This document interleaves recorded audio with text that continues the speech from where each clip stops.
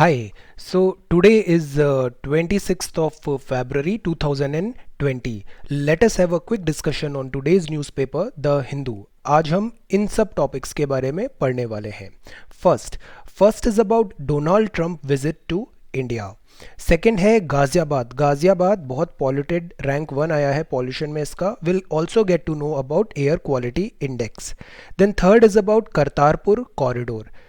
Fourth होगा, वो बहुत अच्छा आर्टिकल है, it is about rights, duties and the constitution. जो फंडामेंटल राइट्स है ना, ये को रिलेटिव होते हैं फंडामेंटल ड्यूटीज़ के साथ. Then will have a talk on none of the above, NOTA के बारे में हम बात करेंगे. Then sixth is about two rising powers in two different era. इसमें जो राइज ऑफ चाइना है इसको हम कंपेयर करेंगे कि इन कंपैरिजन टू जर्मनी ये कैसे होल्ड करता है. Seventh is about state of birds report. And then eighth है डील डन, डिफेंस डील की बात करेंगे. ये 2 हेलीकॉप्टर्स अभी हम यूएसए से ले रहे हैं. देन नाइन्थ में हम बात करेंगे डेयरी सेक्टर में, जिसमें imported dairy products US deal, will talk about that. Tenth बहुत अच्छा न्यूज़ है, happiness classes, this is about Delhi government model schools. 11th में हम बात करेंगे अरब स्प्रिंग में, जो 2010 से स्टार्ट हुआ था. Then 12th is about BS6 fuel cess. And then 13th is about Mauritius. Mauritius को अभी FATF ने ग्रे लिस्ट में डाल दिया है, तो और मॉरिशस टैक्स हेवन है, सेकेंड लार्जेस्ट इन्वेस्टमेंट इंडिया में मॉरिशस से आता है. Will have a look on that. 14th is about Satya Nadella, ये चीफ है माइक्रोसॉफ्ट के. टोक्यो ओलंपिक्स होने वाला है, अभिनव बिंद्रा के बारे में जानेंगे. Then pugilist. All right, so let us start the discussion of today's newspaper 26th of February 2020. यहाँ एक headline है, Violence continues in Delhi for third day, toll climbs to 13. This is very bad. Bold और capital में we are all Indians, that's it. Then यहाँ पे बात हुआ है, Trump renews offers to mediate on Kashmir but skirt CAA. Donald Trump का जो अभी इंडिया विजिट था वो सेकेंड डे भी कंप्लीट हुआ. स्ट्रेंथन हुआ partnership with agreements on health care and energy. Comprehensive global strategic partners का भी स्टेटस दोनों को मिला है. हम 24 MH-60 रोमियो हेलीकॉप्टर्स ले रहे हैं नेवी के लिए और 6 अपाची हेलीकॉप्टर्स लेंगे. ये दोनों ही ना state of the art equipments हैं, they are extremely good in their category. ये टोटल डील ये 2.2 का है, ये 0.8 का है, तो $3 बिलियन का कंप्लीट डील ये हो रहा है. हमने यहाँ पे ये भी बात किया, freedom, equal treatment of all citizens, human rights and commitment to the rule of law. International crimes के बारे में हमने बात किया, ये जो 5 हैं international crimes, we made a convergence on these crimes: human trafficking, terrorism, violent extremism, drug trafficking and cyber crimes. ये जो 5 चीज़ें हैं ना, ये इंटरनेशनल क्राइम, इनको डील करना बहुत ज़रूरी है. Then we talked about energy security pacts.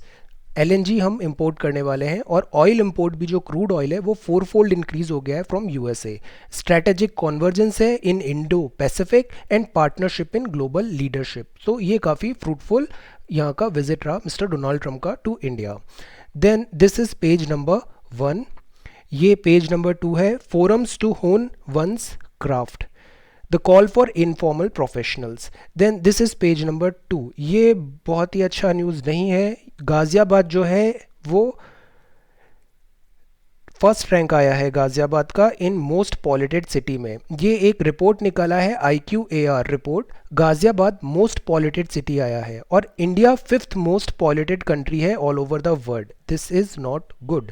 National clean air programme था, NCAP, 2019 में आया था ये.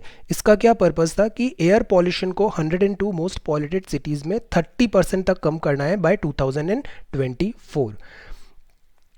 और यहाँ पे हम जानते हैं AQI के बारे में. ये आप इंडेक्स अक्सर देखते रहते हैं, हम रोड्स में, सिटीज़ में हमें मिलता है, ऑलमोस्ट हर सिटी में मिलता है. So this is air quality index, AQI. इसके ये 6 कैटेगरी हैं: good, satisfactory, moderate, poor, very poor, severe. इसको इसलिए बनाया गया है ताकि जो लेमैन है, ऑर्डिनरी पर्सन है, वो भी एयर को देख के समझ पाए कि एयर कितनी पॉल्यूटेड है या नहीं है. नाउ इसकी 6 कैटेगरी है और इनके नंबर्स हैं। ये जो इंडेक्स आता है ना, ये नंबर्स फॉर्म होते हैं डिफरेंट 8 पॉलिटेंट का 24 आवर का एवरेज लेते हैं। PM10, 2.5, NO2, SO2, CO, O3, ammonia and lead, इनका 24 आवर एवरेज होता है और इससे ये नंबर आते हैं। तो यहाँ पे इसके हिसाब से हम फाइंड आउट कर सकते हैं कि एयर क्वालिटी कैसा है।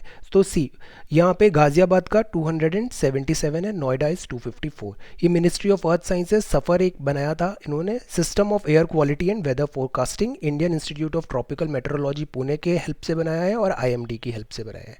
सो यहाँ पे ये बात है कि बहुत पॉल्यूशन है, we need to work on this. Then this is a excellent news item. यहाँ IIT के स्टूडेंट्स हैं, they are helping to develop ways to curb air pollution. कुछ यहाँ पे स्टार्टअप्स हैं लाइक एरोग्राम NGO, एजियो, इन्होंने एक रिसर्च किया है and they have come up with certain models. ये दिल्ली पुलिस की अपील है, therefore it is appeal to all citizens of Delhi to cooperate with Delhi police in maintaining peace and harmony in the city. They are also advised not to lend an ear to rumour mongers and unverified messages being circulated on social media. Then this has to stop. Then this is page number 5। Then ये page number 5 है, ये page number 6 है। This is about Kartarpur corridor. Kartarpur corridor कहाँ पर है? ये corridor connect कर रहा है, सिखिज़म में एक श्राइन है गुरुद्वारा दरबार साहिब को। इंडिया से आप यहाँ पे विजिट कर सकते हैं। एक 4.7 किलोमीटर का लॉन्ग कॉरिडोर बनाया है, ये इंडिया की बॉर्डर है, ये 4.7 किलोमीटर का लॉन्ग कॉरिडोर है। इसमें आप बिना वीज़ा के यहाँ पे गुरुद्वारा दरबार साहिब जा सकते हैं, सारे इंडियंस जा सकते हैं और जो OCI हैं वो भी अपना OCI कार्ड दिखा के बिना किसी वीज़ा के यहाँ पे एंट्री कर सकते हैं। सो ये एक वीज़ा फ्री बॉर्डर क्रॉसिंग है, सिक्योर कॉरिडोर है ये इंडिया पाकिस्तान बॉर्डर में। सिखिज़म में गुरु नानक देव हैं, ये इन्होंने स्पेंड किया था अपने फाइनल डेज इस गुरुद्वारा दरबार साहिब में। तो ये बहुत होली प्लेस है। ननकाना साहिब भी पाकिस्तान में है और ये बर्थ प्लेस है गुरु नानक देव जी का। इन्होंने 3 प्रिंसिपल्स हैं यहाँ पे सिखिज़म के। एक होता है कीरत करो, नाम जपो और वंद चाको। कीरत करो का मतलब होता है वर्क हार्ड फॉर लाइवलीहुड, काम में पूरी मेहनत के साथ करना चाहिए। देन सेकंड इज नाम जपो, remember the God. And third is वान चको, जो आपको ब्लेसिंग्स हैं वो आप सबके साथ शेयर करो। सो this is about Kartarpur corridor. अच्छा, अब ये न्यूज़ में इसलिए है बिकॉज यहाँ पे ऐसे एप्रीहेंशंस हैं, because this is located in Pakistan, तो Pakistan at times can use it for some activities against India. Then this is page number 6, ये पेज नंबर 7 है। Then this is page number 8, ये पेज नंबर 9 है। Then this is page number 10, ये editorial है। Editorial में ये जो first editorial है this is about violence in Delhi. Second जो है ये मलेशिया में महातिर जो थे यहाँ के हेड थे, प्राइम मिनिस्टर थे, ये कोलिशन गवर्नमेंट में इन्होंने रिज़ाइन कर दिया बिकॉज कोलिशन में जो इनके सेकंड इन लाइन थे उनके साथ इन्हें पावर शेयरिंग करना था, तो इन्होंने रिज़ाइन कर दिया। अब पॉसिबल है कि अब स्नैप पोल्स होंगे वहाँ पे। ये अनवर इब्राहिम थे, इनको इन्होंने हैंड ओवर करना था पावर को, तो बिफोर डूइंग दैट इन्होंने रिज़ाइन कर दिया वहाँ पे। Next, this is a very good article, rights, duties and the constitution. Fundamental rights हैं हमारे पास। फंडामेंटल राइट्स क्या है? राइट टू फ्रीडम ऑफ, पहला तो राइट टू इक्वालिटी है, सेकंड है right to freedom of expression, third है right to freedom, right against exploitation, right to freedom of religion, cultural and educational right है, then right to constitutional remedy है। This goes like this.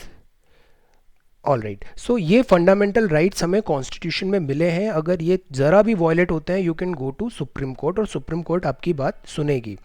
Now ये जो fundamental rights है ना, ये आपको कुछ अधिकार देते हैं but at the same time आपकी कुछ जिम्मेदारियां होती हैं अपने कंट्री के लिए। तो उसके लिए सरदार स्वर्ण सिंह की एक कमेटी आई थी और फिर 42 में constitutional 42nd constitutional amendment act के थ्रू ये फंडामेंटल ड्यूटीज़ आई थी और इसमें एक बाद में ऐड किया, तो अभी 11 फंडामेंटल ड्यूटीज़ हैं। फंडामेंटल ड्यूटीज़ क्या होती हैं? First, to abide by the constitution, constitution को अबाइड करो और रेस्पेक्ट करो इट्स आइडियल्स, द इंस्टीट्यूशन को रेस्पेक्ट करो, the national flag and the national anthem. Second, to cherish and follow the noble ideas which inspired our national struggle for freedom. Third, to defend the country and render national services when called upon to do so. to promote harmony and spirit of brotherhood amongst all the people, to renounce practices derogatory to women, to value and preserve the rich heritage of our composite culture, to uphold and protect the sovereignty, unity and integrity of India, to protect, improve and have compassion towards national environment including forest, lake, river and wildlife, to develop scientific temper, scientifically आप सोचिए, advanced, regressive नहीं होना है हमें, humanism and the spirit of inquiry and reform, progressive society होनी चाहिए, to safeguard public property and to give up violence, then to strive towards excellence in all spheres so that the nation constantly rises to higher level of endeavor, और parent और guardian है to provide opportunity for education to the child between the age of 6 to 14 year. बच्चे भविष्य होते हैं, उनको सही direction देना बहुत ज़रूरी है. ये 1942 में ये 10 फंडामेंटल ड्यूटीज़ आई थी. बट हम अक्सर ऐसा देखते हैं कि हम पे अक्सर ये जो फंडामेंटल ड्यूटीज़ हैं ये थोपने का भी रहता है. So this is not right. Fundamental duties जो होती है ना वो विलफुली भी आना चाहिए. दैट इज़ वाई कॉन्स्टिट्यूशन में ऐसे कोई प्रोविज़न नहीं है कि आप फंडामेंटल ड्यूटीज़ को मानोगे नहीं तो there would be some sanctions. ऐसे कॉन्स्टिट्यूशन में नहीं दिए हैं, डायरेक्टली तो नहीं है. गांधी जी ने हिंद स्वराज की बात की थी. हिंद स्वराज में बात था real rights are a result of the performance of duties. Duties आपके अंदर से आपको फील होना चाहिए कि you have certain duties towards this country. Webs of duties accommodative होना चाहिए. राइट्स जो होते हैं ना, ये राइट्स होते हैं टू इंटरेस्ट, किसी भी इंडिविजुअल को सेफगार्ड करने के लिए अगेंस्ट स्टेट. स्टेट के सेफ गार्ड के लिए हर इंडिविजुअल को राइट्स मिलते हैं. This is a bulwark against dehumanisation. Bulwark का मतलब होता है प्रोटेक्शन. जैसे ये फेंसिंग है ना, ये बुलवर्क हो गया इस चीज़ को प्रोटेक्ट करने के लिए. सो दिस इज फंडामेंटल राइट्स हैं, ये बुलवर्क की तरह काम कर रहे हैं, प्रोटेक्शन की तरह काम कर रहे हैं अगेंस्ट डीह्यूमनाइजेशन. सोशल स्टिग्मा का रिमूवल है, जिससे अनटचेबिलिटी हमने हटाया. तो सोशल स्टिग्मा वगैरह को, ये सब चीज़ें बहुत रेग्रेसिव है, इनसे दूर रहना चाहिए. देन डॉक्टर अंबेडकर साहब, बाबा अंबेडकर ने कहा था, ये हमारे आर्किटेक्ट भी हैं कॉन्स्टिट्यूशन के. ही said that fundamental unit of the constitution remains the individual. सबसे ज़्यादा अगर कोई इंपॉर्टेंट होता है ना तो वो लोग होते हैं. Real duties are the result of the fulfilment of right. This is an excellent article. Then यहाँ पे बात है more psychological than an empowering voter option. See यहाँ बात हुआ है नन ऑफ द अबव का, without any political this thing. हम इसको समझते हैं ये क्या है. नन ऑफ द अबव एक ऑप्शन है, vote of rejection for all candidates who are contesting. आपने देखा लिस्ट में जितने भी कैंडिडेट्स हैं, आपको कोई भी पसंद नहीं है तो आप नोटा को ऑप्ट इन कर सकते हो. ये पीयूसीसी पेटिशन के बाद ये आया था. 27 सितंबर 2013 में सुप्रीम कोर्ट की जजमेंट रूलिंग हुई थी. सी ये कुछ नया चीज़ नहीं है. इससे पहले पेपर बैलेट होता था ना, वहाँ पे भी एक ऑप्शन होता था नोटा लगाने का, बट उसके लिए आपको 49O फॉर्म फिल करना पड़ता था. और अगर वो फॉर्म फिल कर रहे हो तो सीक्रेसी कहाँ गई. राइट टू वोट तो एक सीक्रेट चीज़ होती है, वी डोंट शेयर कि हमने किसको वोट दिया है.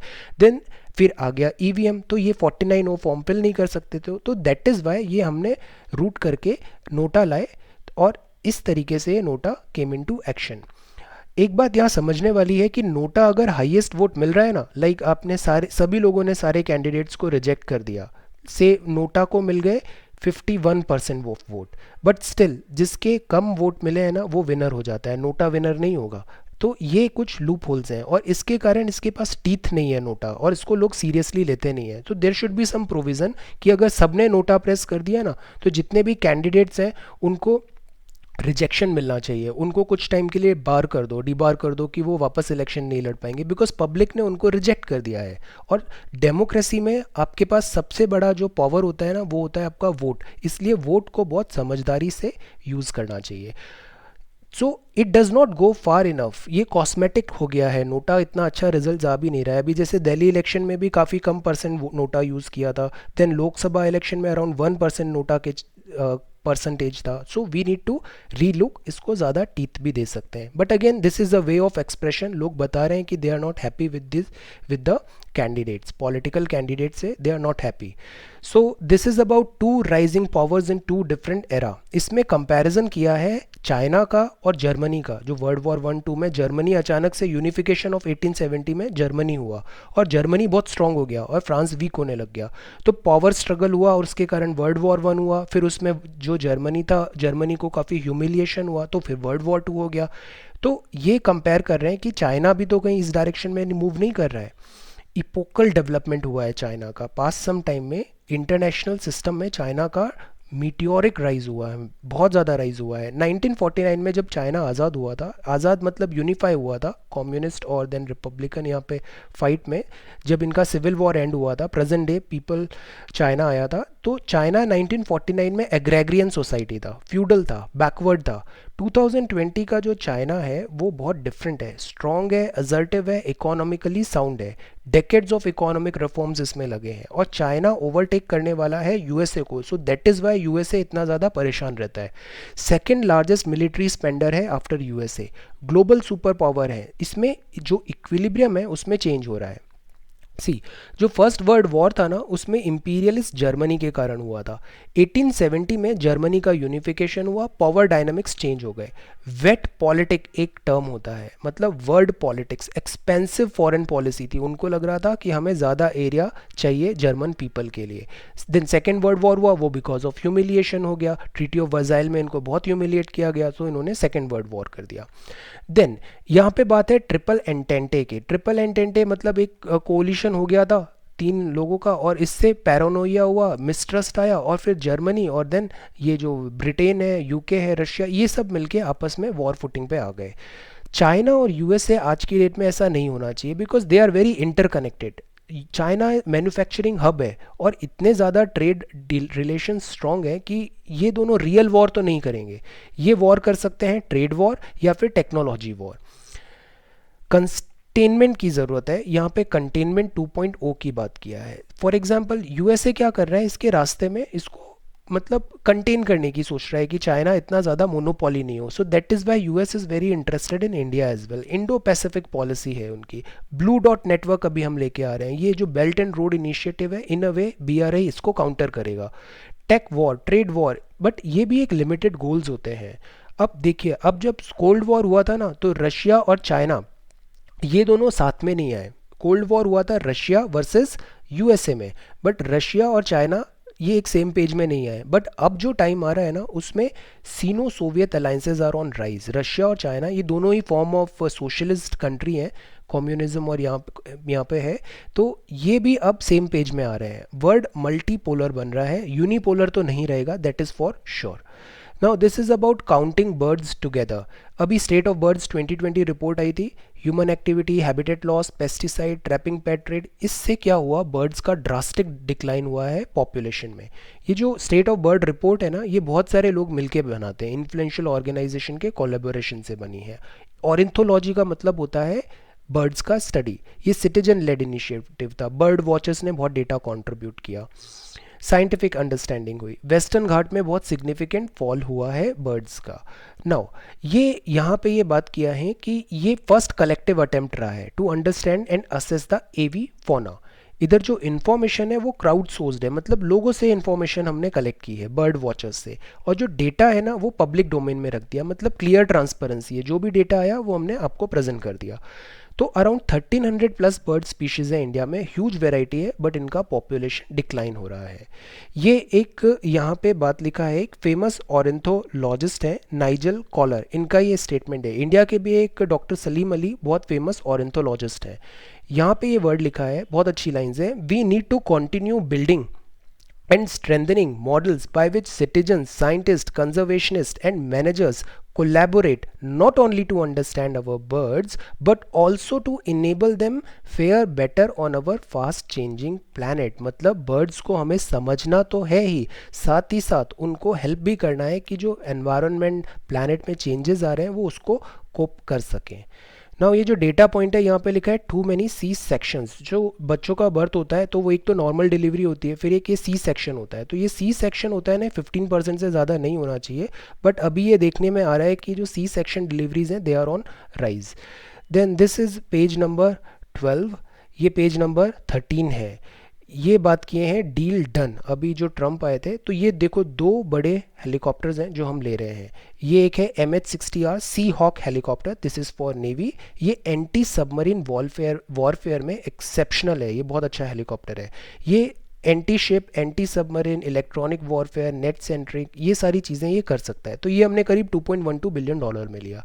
सेकंड जो है वो है अपाची। अपाची एक ट्राइब है यूएस की, फाइटर ट्राइब है। तो ये प्लेन भी फाइटर प्लेन है, फाइटर हेलीकॉप्टर है। ये अपाची हेलीकॉप्टर हमने अराउंड 800 मिलियन में लिया। ये सेकंड लॉट है, एक लॉट हम पहले भी ले चुके हैं हेलीकॉप्टर्स का। Then this is India Inc. US president ने कहा था कि इंडिया इंक जो है वो इन्वेस्ट करे यूएसए में। यूएसए में इन्वेस्टमेंट लाओ, उनको रेगुलेशंस कम करेंगे और ईज ऑफ डूइंग बिजनेस भी मिलेगा। So Trump was also trying to bring investment in USA. उसी से रिलेटेड ये न्यूज़ है डेयरी सेक्टर। सी, इंडिया का जो डेयरी सेक्टर है ना, वो हम इतना ओपन नहीं कर रखे हैं यूएसए के मैन्युफैक्चरर्स के लिए, तो इस पे हम पे प्रेशर पड़ रहा है। इस डील को, दूसरी ट्रेड डील को सक्सेस करने के लिए हमें थोड़ा लीनियंट होना पड़ेगा। डेयरी सेक्टर में have to yield trade off to USA. इससे इकोनॉमिक लॉस तो नहीं होगा, बट ये जो डेयरी सेक्टर है ना, ये पॉलिटिकल एंगल इसमें बहुत ज़्यादा है, पॉलिटिकल मैटर होता है इसमें। तो हम ओपन अप सेक्टर करेंगे for US companies imported dairy products के लिए। देन यहाँ पे बात किया है कि इंपोर्टेड डेयरी प्रोडक्ट्स डिराइव नहीं होने चाहिए animal fed cattle feed containing non vegetarian elements. ये बहुत अच्छी न्यूज़ है। ये बात है हैप्पीनेस क्लास की। ये स्कूल्स चल रहे हैं, सर्वोदय स्कूल दिल्ली के जो सरकारी स्कूल है वहाँ पे। दिल्ली गवर्नमेंट जो है ना, ये मॉडल स्कूल है। ये माइंडफुलनेस, मतलब स्कूल में ऐसा नहीं कि बस आप स्ट्रेसफुल होके पढ़ाई पढ़ाई पढ़ाई, नहीं, माइंडफुलनेस, स्टोरीज, डांस, नेचर, इससे भी ये लोग ट्राई कर रहे हैं कनेक्ट करने का। सो दिस इज अबाउट हैप्पीनेस, एक क्लास होती है।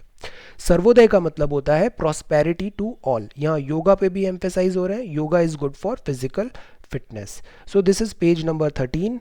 ये पेज नंबर 14 है। WHO अभी भी वार्न कर रहा है पेंडेमिक रिस्क कोविड-19 के लिए। Then again this is again about US China rift fuels Trump's Modi outreach. ये ट्रेड डील और देन राइज ऑफ चाइना के है, will cover it separately in a separate video. ये बात है अरब स्प्रिंग का। अरब स्प्रिंग 2010-11 में हुआ था। ये बेसिकली अरब कंट्रीज से स्टार्ट हुआ था, ट्यूनीशिया से स्टार्ट हुआ था। Anti government uprising armed rebellion हुआ था, सीरीज ऑफ प्रोटेस्ट हुए थे यहाँ पे। ऑप्रेसिव रिजीम को टॉपल करना था, बिकॉज यहाँ पे बेसिकली मोनार्क थे और वो 50-50, 30-40 ईयर्स से वो लोग शासन कर रहे थे और उनका रूल अच्छा नहीं था। सो पीपल वहाँ पे परेशान होकर उन्होंने अपराइजिंग कर दी। ट्यूनीशिया से ये स्टार्ट हुआ, लिबिया, बहरीन, इजिप्ट, यमन, यहाँ पे भी ये फैला। इस्लामिक वर्ल्ड, अरब वर्ल्ड में ये प्रीडोमिनेंटली हुआ था। डिक्टेटरशिप के अगेंस्ट था, जैसे general Gaddafi and all. No democracy नहीं थी, तो they wanted democracy over there. अब इसमें करीब 10 साल हो गए और ये होस्नी मुबारक थे, ये एग्जाइल रह रहे थे। He was in imprisonment, then he just passed away. अब इस अरब स्प्रिंग से बेनिफिट क्या हुआ है? रिफॉर्म्स आए, सबसे पहले गवर्नमेंट चेंज हुई, बट अगर अपन ब्रॉडली देखें ना, तो कोई टेंजिबल डेवलपमेंट भी नहीं हुआ। एक डिक्टेटर दूसरे डिक्टेटर से रिप्लेस हो गया, that's it. Non state actors काफ़ी ज़्यादा एक्टिव हो गए। मिडिल ईस्ट अगर हम आज देखें तो बहुत ट्रबल है वहाँ पे, पॉलिटिकल स्टेबिलिटी नहीं है और लाइफस्टाइल भी वहाँ पे काफ़ी डिट्यूरिएट हुई है, लाइफ का quality. Then this is about BS6 fuel cess में बी ऑन कार्ड। सेस क्या होता है? Tax on tax. ये एक पर्टिकुलर टाइप ऑफ टैक्स होता है जो हम पर्टिकुलर यूजेज के लिए लगाते हैं for time bound manner, in a time bound manner. BS6 norms आ रहे हैं। BS6 क्या है? इसमें जो व्हीकल्स हैं वो भी बेटर होंगे, पॉल्यूशन कम करेंगे, और जो फ्यूल होगा वो भी लेस पॉल्यूटिंग होगा। ये अभी अप्रैल से मैंडेटरी हो जाएंगे। तो ये नॉर्म्स हैं, स्टैंडर्ड्स हैं, इक्विवेलेंट टू यूरो 6। यूरो के नॉर्म्स हैं, उसी का इक्विवेलेंट हमने भारत स्टेज नॉर्म्स बना दिए। पॉल्यूशन कम होगा इससे। सेस मतलब tax on tax, special purpose के लिए होता है ये।